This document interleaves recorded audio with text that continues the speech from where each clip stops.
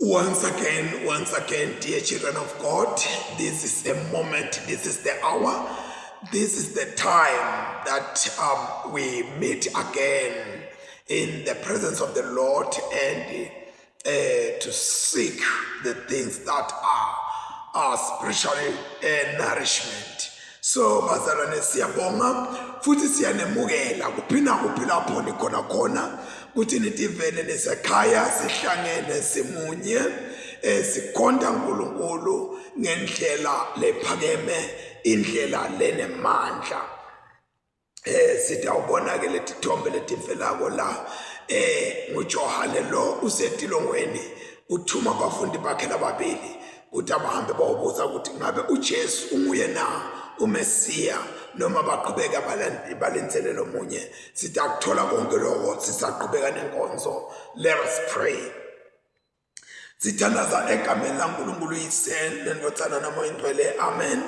Babe ulungile, umuhle, unemusa, ungusimakathe ligama lakho, wawukhona ngosomhlaba ungakabi khona, ukhona namuhla uyawuba khona naphakade. Siphambi kwakho Nkosi, siyakudumisa, siyakubabhata, siyakhonda wena lo Nkulunkulu wemsa wonke. Siyakubonga Baba wethu namandla onke ngaleli hour Nkulunkulu wethu lokuthi sihlangane phambi kwakho, sihlangana Babe nebantu bakho labanye Nkosi bakhashane, labanye Nkosi basetimeni, labanye Nkulunkulu wethu namandla onke abathi noma babantu noma badilwane ngenqa Nkosi yetimo lethi bathathe dawo babeka kundzawo bakuyo. Kodwa namhlanje Nkosi sifuna kunika assurance through this prayer that we are all God's people and we belong to God. God is our source and God is the one who inspires us with new life and new hopes in the deadly situation that some of us we go through or we face. Now Lord, that we are here and that we have gathered in your presence, inspire us Lord with your presence once again. This we pray in Jesus' mighty name, amen. Let us call to mind and confess our sins.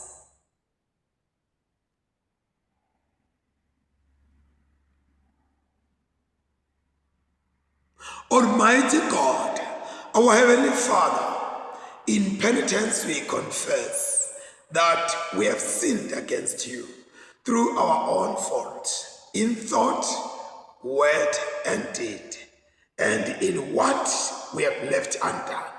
For the sake of your Son, Christ our Lord, forgive us all that is past, and grant that we may serve you in newness of life, to the glory of your name. Almighty God, have mercy on us, pardon our sins, and keep us in eternal life, through Jesus Christ our Lord. Amen. Stawqala ngemahubo ke bazalwane, emahubo 40 and 41. Emahubo 40 and 41.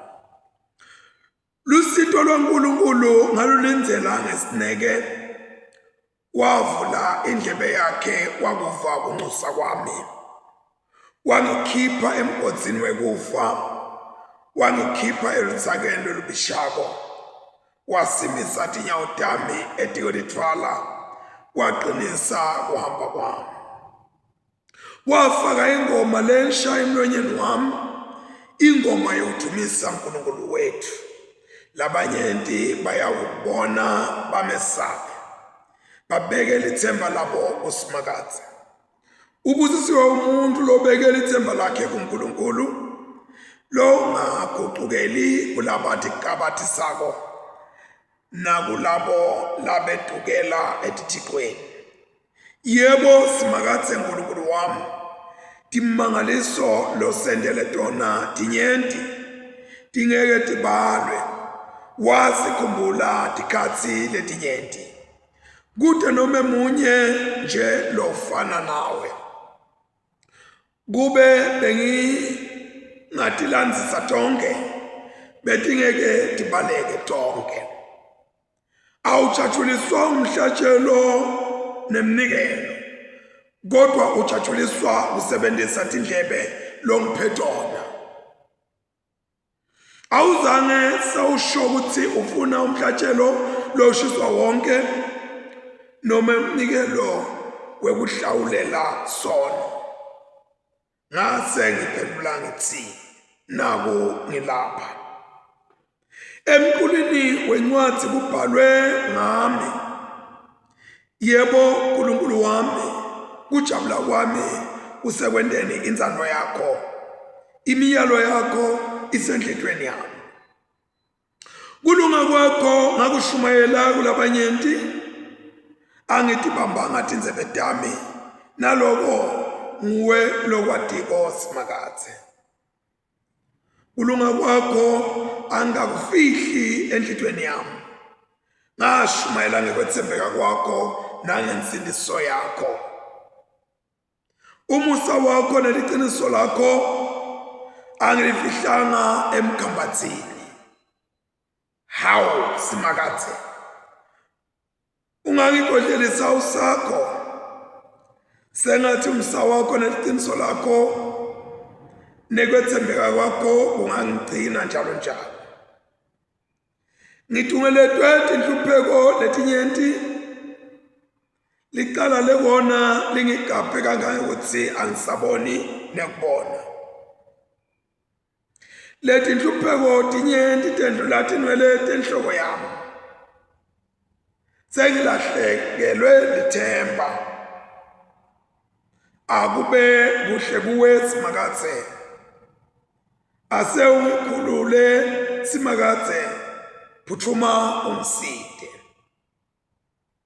Bonke bantu labafuna kungibulala abahlazeke basangane. Bantu labangifisela lokubi abanqandekiswe bahlazekile. Abashaye lovalo ngenxa yelihlazo labo. Bonke labo labasho kimi bathi yehe, abathokote bajabule kuwe bonke labakufunayo. Labathanza insindiso yakho basho njalo bathi akathunyiswe simakathe. Nome ngihlupheka ngimpofu, kepha ingosi iyanginakekela. Wena ungumsithi wami nemkhululi wami, uNkulunkulu wami ungalibali. Ubusisiwe umuntu lonakekela lobuthakathaka. Simakathe uyawumsindisa ngelusuku lwekuhlupheka. Simakathe uyawumlondolotela impilo yakhe, uyawumenta abe ngulonenhlanhla emhlabeni. Angeke amnikele enzalweni yetitha takhe. Simakathe uyamqinisa nakagula, amphilise nakubo bonke buthakathaka bakhe. Mineke ngathi awu simakathe, ngiyawukele ungiphilisele umphefumulo wami ngobe ngonile kuwe. Titha tami tikhuluma kabi ngami tithi, kanti yena uyawufanini ligama lakhe litawuphela. Nakukhona lotengihlola ufike atentise angithathe emathoko, kanti enhlitweni yakhe ugaya tiboti ngami. Uthi angisuka lapho ayifafate lonke live. Bonke labangidonzako bahlebelana ngami, basonga lokubi kakhulu ngami. Bathi ubanjwe sifo lezisabekako, angeke aphinde avuke.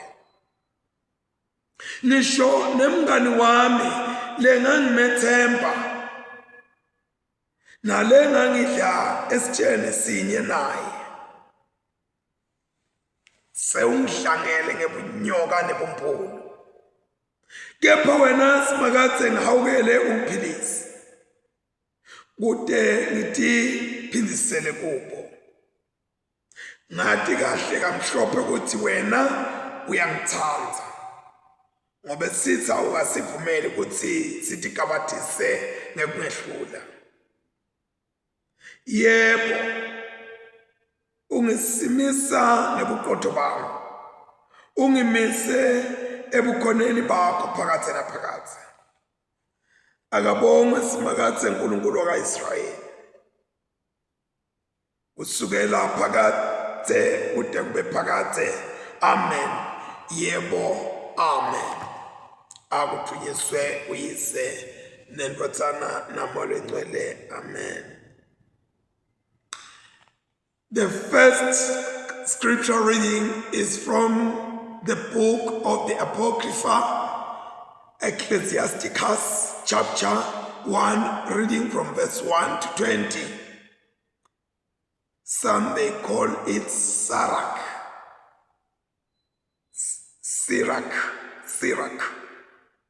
Chapter 1, verse 1 to 20.